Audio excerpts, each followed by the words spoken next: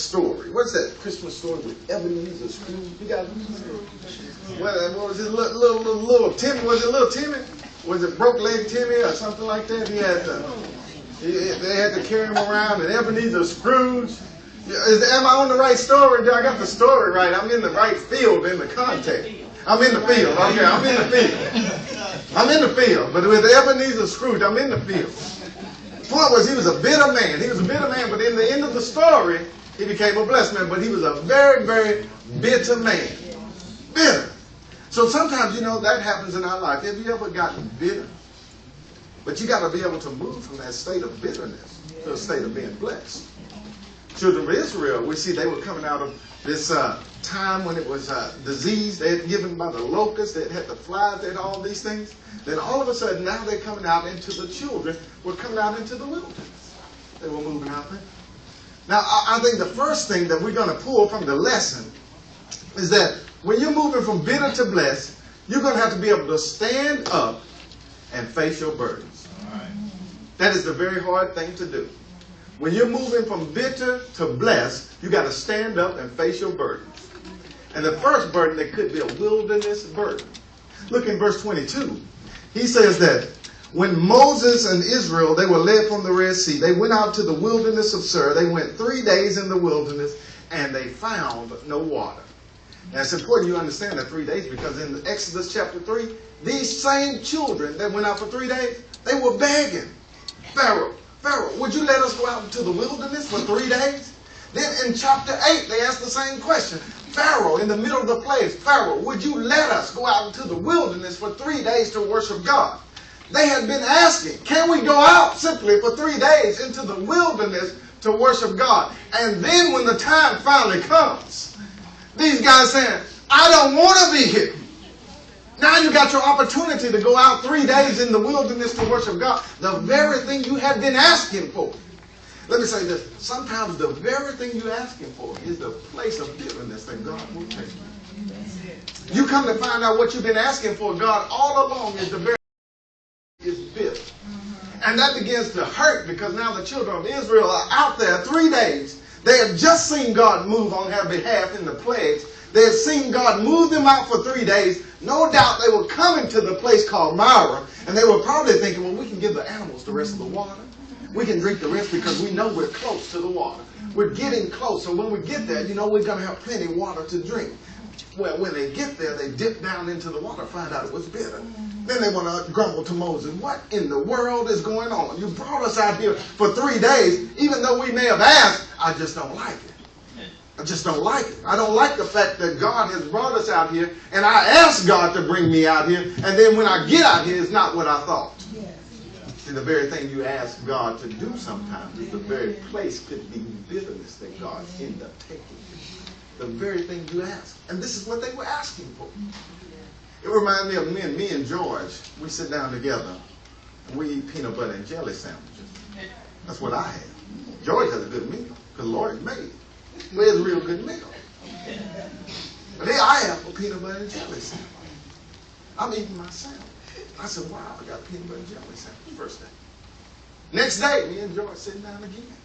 I open up my lunch. There it is again. I said, peanut butter and jelly. Man, look at that. Peanut butter and jelly on day number 2. I look over there, George.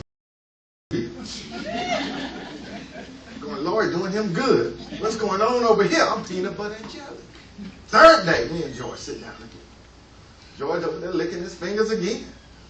He got fried chicken and everything. I opened up my lunch pail and look again. There it is. Peanut butter and jelly sandwich again. George looked at me and he said, well, look, if you don't like them peanut butter and jelly sandwich, why don't you have your mama make something else? I look at George, don't you talk about my mama like that. Don't talk about her like that. Because I've been making these peanut butter and jelly sandwiches every morning. I've been making them myself. The problem is sometimes we dig our own wells. We dig our own place of bitterness. We've been making them ourselves, and every time they're bitter, we want to blame someone else. But the fact is, you dig them yourself. Amen. Sometimes that happens. So when we walk into the wilderness of bitterness, it's because we're there. We've asked to be there. Sometimes we dig them ourselves, we make our own problems, but in this case, it was not the case. They did not make their own problems. Here was the strange thing about their burdens that they have to face. It was not something that was brought on by them. It wasn't brought on by them. It wasn't something they done because they sinned. It wasn't something they done because they were out of step with God. It wasn't something they done because they chose. That wasn't the case. The fact is, they were led by God to this place. So God was leading them to this place of wilderness, and they were beginning to think this is something strange. First Peter tells us what? Don't think it's strange when these trials fall upon you. He says these fiery trials will come up in your life, and that you should not even think that it's a strange thing. Because let me tell you, one day you could be out of the boat walking on water, and the next day you could be walking in the wilderness. Amen. And it can all be led by God. That's the strange thing, that God could be the very one that's leading them. After all, they were walking with Moses, and they saw that it was a cloud by day and fire by night. They were going, it had to be someone else that was leading us this way. But they were getting ready to blame Moses because they wasn't ready to face the burdens themselves. See, if they were in sync with God, sometimes if you're in sync with God, God still takes you to a bitter place. He still takes you to a place you didn't want to be at. Or you think, well, I don't want to be here right now. But God is the very one that's leading you there. You know, this is why I like line dances. You know, I like line dance. You know, even the wobble. I've been trying to get it down. What is it? Do. And then you jump forward. Then you jump this way. I can't get them all down, you know. I've been trying to get that one down. I've been trying to get it down real bad so I can wobble. Is that weeble wobble? Is it weeble wobble? I've been trying to get that. I like those line dances. And the reason I like them is because everybody got to move the same direction. They got to move the same way. They got to go on the same beat. Everybody's got to do the same thing. But you know, it's always one. It's always, I don't care. You just put up a line there, you're going to see it's always one that's out of sync. There's someone doing their own thing. Just moving all over the place. And you're wondering, what in the world is going on there? And you're supposed to be going left, they going right. And then they just doing their own thing. Then you ask them, they going, it's my prerogative. They singing Bobby Brown and everything. You know, I've seen it every time you get those lines. They got their own thing going on. And that's because they are not in sync with everybody else. If they were in sync with everybody else, we'd all be doing the same thing. We'd all be going the same way. But see, what you have to understand, sometimes it's strange when God leads you to a place of bitterness, even though you're in sync with God. Even though you're moving in the same direction God has you, you're doing the same steps that God has you, you're on the same beat that God has for you. All of those things are great and wonderful. But even with all of that, sometimes God still takes you into a place that's bitter. And even when he does that, you see, you have then, when that happens, you have nothing to be ashamed of. See, you have nothing to fear. You have no reason to hold your head down. You have no reason to grumble or complain. Because if you know that you're in sync with God, you're moving the way he tells you, on the beat that he tells you, in the direction that he tells you, and you're not doing your own prerogative, why should you be ashamed? Why should you be fearful? Why should your head be down? None of those reasons should occur, because you can look back and say, I've done nothing wrong. It's just simply God has me in a bitter place.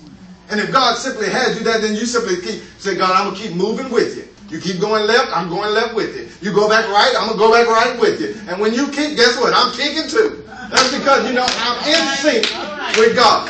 So even though I'm in this place of bitterness, or this place where I don't want to be, I know it's there because God has led me. And sometimes that can be the strange thing that happens.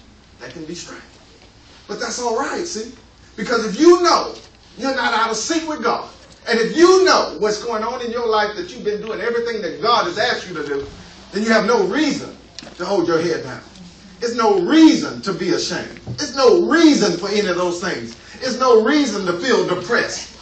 There's no reason for any of that, because you're doing everything that God asked you. So then you can just walk around and say, yeah, okay, I'm here today. That's all right. But you know what? God has some springs down the way for me. Because God has something else down the way. He might change this water into bitterness. He may do anything he can, because God has all control. He has all power. So you should not be. You should not be down. You should not have your head down. You shouldn't be that way, because God, what? Has led you that way, and you're in sync with him. But you see, he may have you there for testing. Look at verse 20 now. He says, I